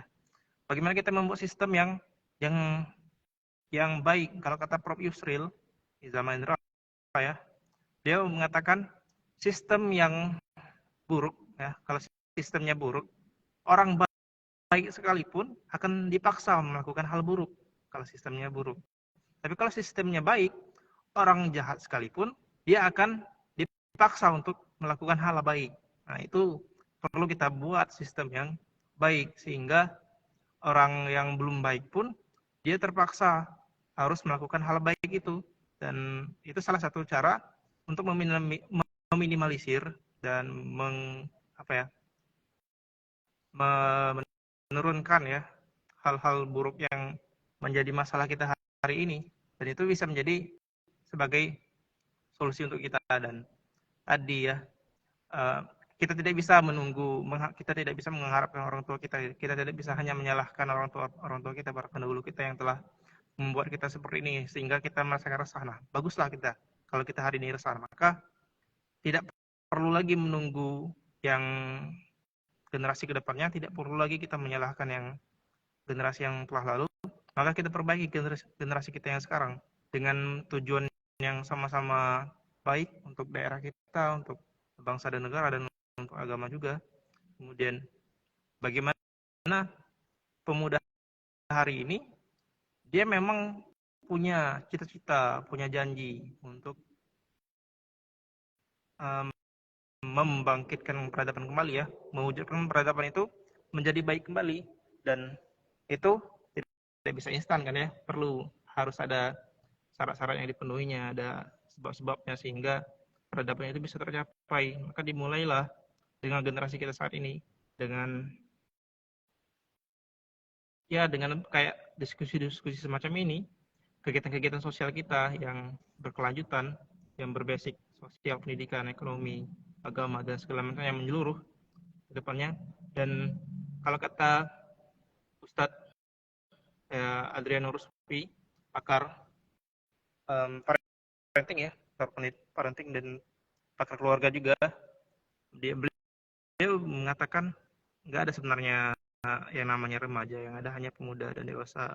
Dan kemudian keluarga itu menjadi titik nol peradaban. Nah, kalau kita mau mengubah sebuah daerah, mau mengubah sebuah provinsi, mau mengubah suatu bangsa di Indonesia, maka perlu dimulai dulu dari keluarga itu sendiri. Nah, keluarga kita hari ini seperti apa? Mungkin itulah faktor kenapa permasalahan-permasalahan timbul hari ini. Nah, solusinya gimana? Dimulai dari keluarga kita saat ini. Keluarga kita hari ini mungkin sedang ada renggang ya, segala macam. Nah, kita selesaikan dulu permasalahan-permasalahan yang ada di keluarga. Bukan berarti kita menyelesaikan permasalahan-permasalahan yang ada di internal keluarga kita, tidak melakukan penyelesaian permasalahan yang ada di luar keluarga kita, di lingkungan sosial kita, lingkungan masyarakat kita. Maka sejalan pula kita memperbaiki apa yang salah di keluarga kita, paling itu paling menjadi titik kesalahpahaman, dan kesalahpahaman itu di ini ya, pemikiran yang lampau. Orang tua kita hari ini masih menerapkan ajaran-ajaran yang bisa kita katakan sudah ketinggalan zaman, dan kita pun sebenarnya makhluk pemuda yang sudah nggak bisa lagi menerima ajaran yang sudah lampau itu. Maka perlu kita perlahan-lahan sama-sama menyadarkan antara anak dan orang tua, kemudian saudara kandungnya masing-masing di dalam keluarga itu, supaya bagaimana hal-hal baik itu ada dalam lingkungan keluarga kita terlebih dahulu. Kita perbaiki dulu yang ada di keluarga, kemudian dari keluarga itulah bisa menciptakan generasi-generasi yang akan mewujudkan cita-cita peradaban. Dan tentu perlu kita siapkan dari sekarang ya, kita perlu siapkan dari sekarang. Dan nggak bisa kita hanya mempunyai cita-cita, hanya apa ya, menjadi sebuah harapan saja, tapi tidak benar-benar kita usahakan dengan besar. Karena tujuan yang besar, impian yang besar, perlu juga usaha yang besar untuk melaksanakan, untuk mewujudkan itu. Maka perlu kita sinkronkan antara tujuan dan upaya kita, supaya peradaban itu kembali kepada kejayaan, kembali kepada kebaikan. Tidak ada lagi permasalahan-permasalahan, walaupun memang tetap akan ada antara kebenaran dan keburukan, itu selalu ada gitu ya. Itu. Oke, luar biasa. Berarti tugas Bung Hendy ini mencari sosok ya. Pendamping yang tepat berarti, Bung. Semoga Allah mudahkan. Oke, mungkin amin. Oke, amin. Mantap. Oke, mungkin untuk Bung EF ya. Gimana solusi kita, Bung, terhadap pemuda ini? Silakan. Oke, terima kasih Bung Tommy. Nah, ini sudah muncul wajah-wajah pemimpin masa depan nih, Bung Kikit. Baru muncul wajahnya. Oke, kalau kita bicara tentang solusi atau langkah kita ke depan, ya, selanjutnya, sebagai seorang pemuda tentunya, ya kita berbicara dari daerah dulu, dari hal yang skupnya terkecil. Nah, kemudian nanti beranjak ke jenjang yang lebih luas, ke jenjang yang lebih tinggi lagi. Dari momen-momen itu kita refleksi dulu bagaimana keadaan pemuda hari ini, kemudian apa faktor-faktornya yang sempat saya singgung di awal tadi, penyebabnya. Idealisme pemuda hari ini kan bisa kita lihat rata-rata sudah mengarah ke individualisme karena faktor digitalisasi tadi dan transformasi. Nah, ini memang sangat pengaruh. Memang efek globalisasi dan westernisasi ya, atau pengaruh budaya barat itu sungguh luar biasa bagi Indonesia, terutama pemuda-pemudinya yang notabene mungkin barangkali sebagian besar belum memiliki fondasi yang kuat, belum memiliki prinsip dan pegangan yang kuat dari dalam dirinya masing-masing. Nah, ini yang menjadi problem terbesar ya, yang membahayakan bagi diri mereka sendiri. Akibatnya setiap isu-isu informasi yang masuk, kemudian hal-hal baru yang datang menghampiri pemuda-pemudi itu diterima mentah-mentah begitu saja, tanpa ada saringan, tanpa ada filter bagi dirinya itu sendiri. Nah, faktor-faktor lain bisa kita lihat mungkin barangkali dari sisi pergaulan ya. Pergaulan, kalau kita lihat memang salah satu faktor pemuda-pemudi itu mampu menggerakkan, mampu berkualitas, menjadi pemuda-pemudi yang berkapasitas, itu salah satunya adalah pergaulan. Kita harus pandai-pandai memilih pergaulan yang tepat, kemudian kita juga harus menghadirkan pergaulan yang baik bagi generasi-generasi selanjutnya, karena itu tidak lain juga tanggung jawab kita sebagai orang-orang yang mungkin barangkali bisa dikatakan yang lebih dulu berpikir, lebih dulu bergerak, lebih dulu inisiatif untuk melakukan hal-hal yang menjadi impian kita bersama, yang menjadi tujuan sosial masyarakat kita semua. Amanat konstitusi menjadi beban bagi kita semua, pemuda. Ya. Beban yang harus direalisasikan, amanah yang harus ditunaikan. Kalau kita tidak memberikan arah-arah yang baik bagi generasi selanjutnya, ya sama saja mungkin barangkali bisa dikatakan degradasi moral itu terjadi di masa-masa kita juga. Nah, artinya selain dengan pergaulan tadi, di era digitalisasi seharusnya pemuda bisa memanfaatkannya menggunakan untuk hal-hal yang positif. Karena ya tidak bisa kita nafikan ya, semua gadget itu pastinya kita pergunakan. Di era digital semua kalangan itu menggunakan yang namanya gadget, Android dan seterusnya. Media sosial terutama. Nah, ini yang mesti kita sikapi dengan menggunakannya secara bijak dan positif untuk hal-hal yang bermanfaat, hal-hal yang menunjang bagi kebaikan dan kemaslahatan masyarakat secara umum. Nah, ini yang menjadi problem sampai hari ini, barangkali masih sedikit pemuda-pemudi yang mampu memanfaatkannya untuk hal-hal yang positif. Barangkali hanya untuk keperluan mereka masing-masing, terutama di dunia pendidikan. Mengapa moral tadi bisa menurun drastis, itu karena sikap acuh tak acuh dan termasuk dari lingkungan keluarganya, bukan hanya dari dunia pendidikannya.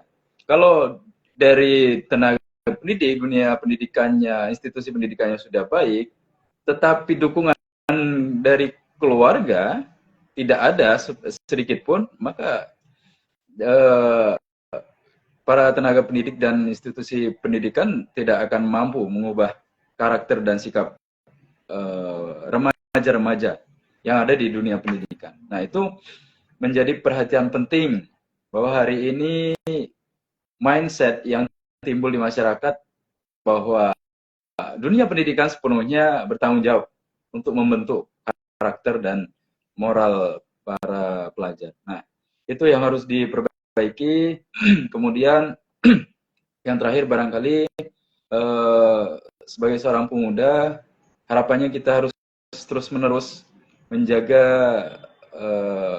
suhu pergerakan ini, jangan sampai nanti karena antusiasme di lapangan itu menurun, kita ikut menurun. Nah, ini jangan sampai terjadi, dan mudah-mudahan kedepannya kita mampu menumbuhkan jiwa sosial para pemuda-pemudi daerah, berawal dari daerah untuk kebaikan bangsa kita secara umum. Nah, mudah-mudahan ke depan para pemuda-pemudi mampu mengembangkan literasinya, kemudian konsep berpikirnya, ya, karena mungkin barangkali hari ini cukup krisis dalam hal berpikir jangka panjang, termasuk eh, intelijensi dari pemuda-pemudi yang ada di daerah untuk mengembangkan ide gagasan bagi pembangunan bangsa di masa depan. Ini harapan kita bersama, mudah-mudahan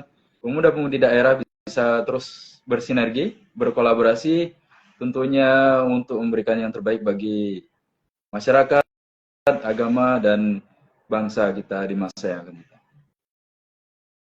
Demikian, Bung Tommy. Masya Allah, luar biasa nih. Jelas ya, konkret dan realistis nih jelasannya. Oke, terakhir dari Bung Kikit sebagai penutup. Boleh, Bung? Silakan. Udah kelihatan nih ya, mukanya ya. Tadi sempat tertutup dan malu. Ini teman-teman pembicaranya ini luar biasa semua ya. Ketua-ketua semua, Pak Tua semua ya, bukan Pak Muda. Ya sebagai penutup ya, baru masuk tapi udah ditutup, tapi nggak apa-apa ya, ini karena memang tadi telah masuknya ya, maaf sekali lagi Pak Ketua Rambu karena sedikit kendala tadi. Oke. Sebagai penutup nih ya, teman-teman sekalian dan juga bung-bung yang luar biasa ini ya, pengalaman mereka sudah sangat luar biasa. Kalau kita berbicara masalah pemuda, ini saya perlu sampaikan beberapa tantangan pemuda yang sekarang dialami. Tantangan pemuda yang ini sebenarnya nggak biasa ya. Tantangan pemuda yang mungkin bisa menjadi penghambat dan juga bisa menjadi rintangan utama yang terjadi sekarang ini dalam hal ya, meskipun kita buat pergerakan sebagus apapun itu, meskipun kita buat arahan-arahan sebagus apapun itu, tapi tantangan-tantangan ini adalah tantangan yang bersifat yang menurut saya mutlak, dan ini adalah terjadi di pribadi mereka masing-masing. Ya. Apa yang pertama? Yang pertama itu kita sesama pemuda biasanya mempunyai duri di dalam selimut. Ya, duri di dalam selimut itu kayak kan apa ya? Duri dalam daging maksud saya ya. Ini biar nggak terlalu tegang banget nih teman-teman. Duri dalam daging. Kenapa? Banyak sekali pemuda yang ingin membuat sebuah perubahan. Banyak sekali pemuda yang ingin membuat semacam pergerakan. Banyak sekali pemuda yang ingin membuat semacam hal-hal baru dalam bentuk aksi, konsolidasi, dan lain sebagainya. Tetapi masih banyak juga pemuda yang dalam tanda kutip, biarlah mereka saja yang maju. Kenapa maju-maju kayak gitu? Mungkin mau cari pansus dan lain sebagainya. Inilah duri di dalam daging itu sendiri. Bahwasanya hadis pun juga sudah menyampaikan dengan sangat jelas ya. Hadis Al-Quran ke-13. La yu'minu ahadukum hatta yuhibbu li akhihi wa hatta yuhibbu li nafsihi. Tidak dikatakan beriman seseorang ya. Tidak dikatakan beriman seseorang saat dia tidak mencintai saudaranya, dalam hal tanda kutip ini pemuda sesama pemuda, seperti dia mencintai dirinya sendiri ya. Jadi kalau ada teman kita, ada hal-hal lain ingin membuat semacam pergerakan dalam tanda kutip positif, kita dukung. Nah, jangan sampai kita menjadi salah satu duri di dalam daging itu sendiri. Yang kedua, saya sudah sampaikan too much information ya. Nah, ini agak sulit bahasa Inggrisnya ya, kita pakai bahasa Indonesia aja. Atau bahasanya apa ya? Terlalu banyak informasi ya. Terlalu banyak informasi. Sekarang kita sudah lihat bahwasanya potongan-potongan video, potongan-potongan ini itu dan lain sebagainya sedang tersebar di dalam TikTok, di dalam Facebook, di dalam YouTube dan lain sebagainya, itu sudah tidak bisa dihitung dengan algoritma lagi. Sangat banyak sekali. Dan pemuda ini malah kebanyakan menelan informasi secara bulat-bulat ya. Potongan video mereka langsung ambil, jadikan kesimpulan dan lain sebagainya. Mereka tidak mengambil dari semacam informasi-informasi yang akurat kayak CNN, liputan dan lain sebagainya, berita-berita teraktual yang lainnya. Ya, terlalu banyak informasi yang mereka dapatkan sehingga mereka menyimpulkan dari informasi-informasi dan potongan informasi itu menjadi sebuah kesimpulan yang mereka jadikan itu sebuah idealisasi. Itu salahnya mereka. Yang ketiga, kita dimanjakan dengan hal-hal yang instan. Betul nggak teman-teman ya? Saat ini hal-hal yang instan itu adalah menjadi hal yang ya bersifat umum bagi kita. Dan kita menikmati hal itu. Ya, kalau kita tanpa sadari saja, ya fasilitas-fasilitas untuk kita internetan, kan beli pulsa aja sekarang bisa calling, bisa ini, silahkan tolong isi. Bahkan buat skripsi aja bisa pakai AI sekarang. Bahkan buat tugas saja, joki tugas ini itu dan lain sebagainya. Gimana kita mau membentuk moralitas serta akal yang membentuk suatu identitas mereka menjadi pemuda yang sejati. Kalau kita dimanjakan dengan hal instan. Hal instan itu diciptakan untuk mempermudah kita, bukan untuk memperalat kita. Bukan untuk menjadikan kita hanya sebagai mediator utama untuk kita mencapai tujuan, tapi untuk mempermudah kita mencapai tujuan. Kita jangan jadi perantara, tapi kita menjadi hal utama yang ingin kita sampaikan kepada tujuan itu. Yang keempat, ini ego. Ya menurut saya ego ini juga tantangan ya, karena kalau pemuda udah bahas masalah ego, tentunya ini kembali ke pribadi mereka masing-masing. Ya. Mereka ingin menciptakan suatu perubahan, tapi mereka mempunyai konseptualisasi diri. Mereka ingin tampak di depan, mereka ingin ini itu. Gimana menyampaikan perubahan? Ingat ya teman-teman semuanya ya, kita jangan sampai dikendalikan oleh ego. Ya. Kita jangan dikendalikan oleh ego, tapi kita yang mengendalikan ego kita. Ada saat-saat kita untuk turun, ada saat-saat kita untuk tampil, ada saat-saat kita untuk diam, ada saat-saat kita untuk berbicara. Itu semua ada masanya. Tinggal kita bisa menempatkan saat kapan kita ingin tampil, saat kapan kita ingin berbicara, saat kapan kita ingin turun, saat kapan kita ingin beraksi. Ya, tempatkanlah diri kalian sesuai dengan apa yang menjadi kapasitas kalian. Yang terakhir, nah ini yang paling mutlak ya, yang paling umum lah, malas dan tidak berani. Ya. Banyak sekali keinginan-keinginan kita. Ya, dalam pemikiran kita, kita udah niat, oh besok paling tidak saya mau turun ke sini karena kerja gotong royong. Besok saya mau turun ke aksi galang dana ini. Besok saya mau turun ke ini itu dan lain sebagainya. Cuman itu hanya dalam bentuk narasi, ya, bukan dalam bentuk aksi. Banyak sekali orang seperti itu. Wah, kita buat semacam pengumuman di grup, yang komen, wah, api-api semuanya, turun ke bawah, bentuk api sampai kebakar tuh grup kayaknya ya. Namun apa nyatanya? Saat turun di jalan, kita bisa hitung dengan jari, bahkan jari kita sudah sangat cukup ya untuk menghitung mereka. Itu artinya malas yang berkaitan dengan dimanjakan ego, terlalu banyak informasi, dan juga jangan menjadi duri dalam daging. Itu adalah tantangan utama kita yang sekarang. Untuk bisa meminimalisir itu ya kita bentuk karakter kita sendiri. Ya, kita bentuk karakter kita sendiri. Pintar-pintarlah menampung informasi, saring sebelum sharing. Jangan jadikan informasi itu, jangan sampai kita menjadi mediator informasi-informasi yang tidak bermutu, jangan sampai kita menjadi mediator hal-hal yang tidak berguna, jangan sampai kita hanya menjadi pelengkap. Kita harus menjadi sebuah penggeraknya. Ya mungkin cukup itu, Bung Tommy ya, semoga dapat manfaat untuk teman-teman semuanya. Ya tidak banyak yang bisa saya sampaikan karena ya memang ini sifatnya insidental juga ya. Bung AF ini baru ngabari kemarin juga ya, jadi nggak apa-apa, ini sering-sering aja dibuat kayak gini ya. Rambu ini paling banyak pergerakannya, ini luar biasa juga. Dari mana ini ya, Bung Hendy ini juga luar biasa banget totalitas ya. Saya sangat mengakui mereka berdua ini adalah orang-orang yang sangat luar biasa.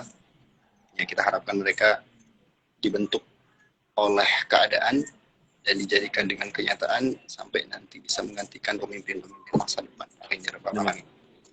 Cukup sekian saya ucapkan. Terima kasih. Assalamualaikum warahmatullahi wabarakatuh. Waalaikumsalam warahmatullahi wabarakatuh. Masya Allah, luar biasa. Terima kasih Bung Kikit, statementnya luar biasa. Juga Bung Hendy, Bung EF. Mungkin kita berada di akhir acara ya.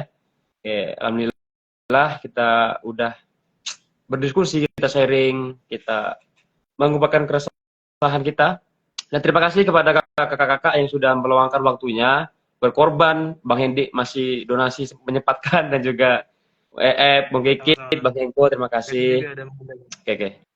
Ditunggu undangannya ya, kalau misalkan dari teman-teman sekalian, kalau ada apa-apa, calling-calling, kita sama-sama bergerak untuk Palestina, untuk negara, pemuda, dan juga untuk dunia, insya Allah. Oke, kita akhiri dengan lafal hamdalah. Alhamdulillah, alamin. Terima kasih teman-teman. Oke, sebelum ini mungkin kita bisa open cam, Bang Kikit, kita dokumentasi sebentar. Boleh Bang Kikit? Masya Allah. Oke, kita follow bentar ya. 1, 2, 3. Oke, lagi. Kepalkan tangan untuk Palestina, Bung. 1, 2. Oke, terima kasih semuanya. Terima kasih Bung Hendy, Bung Kikit, Bung Hengko. Terima kasih. Mudah-mudahan ada perubahan dan perbaikan di masa depan. Amin. Amin. Amin. Semoga peradaban semakin peradaban. Masya Allah. Sampai ketemu di Mewujudkan peradaban. agenda-agenda baik ke depannya selanjutnya.